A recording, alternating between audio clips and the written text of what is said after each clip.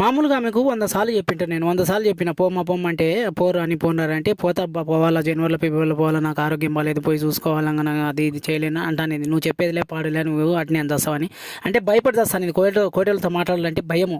ఇంకోటి మొగోల మాదిరి తంబాకు అంటే ఇది పాన్ పరాకు గుట్క అది నములుతానింది. అవన్నీ నములు చేస్తాను. అవి తినగాకంటే కానీ తెప్పించుకొని అదే పనికి ఎన్నోసార్లు నేను తీసుకొచ్చి ఇచ్చిండే పాన్ పరాకు గుట్కలు అవి. సో ఇంకోటి కోవిడ్ ఏంటంటే మామూలుగా రేపు చచ్చిపోతుంది అనగా మరుసటి రోజు కూడా మాతో మాట్లాడింది బాగా. ఇంకా పొద్దున 1 గంటకు చచ్చిపోతుంది అనగా కూడా మాతో మాట్లాడిన తర్వాత పొద్దున్నే తెల్లవారుజామున లేచినప్పుడు అంటే స్కూల్ పిల్లలను స్కూల్ దగ్గర వదిలేసి వచ్చినాము. ఆ తర్వాత మళ్ళీ వదిలేసి వచ్చిన 1 గంటకే మాతో మాట్లాడింది. మేము బాగా కనబడింది, మేము అందరం చూసినాము. 1 గంటకే చచ్చిపోయింది.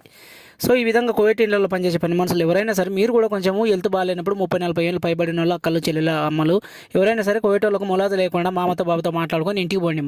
ఇక్కడ ఉండి అనవసరంగా బాధపడి మీరు ఏదైనా జరిగిన తర్వాత శవం పోతుంది కానీ మనిషి పోరు. సో కాబట్టి నేను ఏదైనా తప్పు మాట్లాడింటే క్షమించండి, కరెక్ట్ మాట్లాడితే కామెంట్ చేయండి. ఇంకా లాస్ట్కి వచ్చేసి ఆమెకు ప్రాసెస్ ఆ బాడీ ప్రాసెస్ అది ఇది ఇక్కడ కోవిడ్లో ఎంబేసీ ప్రాసెస్ 2-3 వారాలు పట్టింది. ఇంటికి పంపించేసరికి 2-3 వారాల తర్వాత పంపించారు.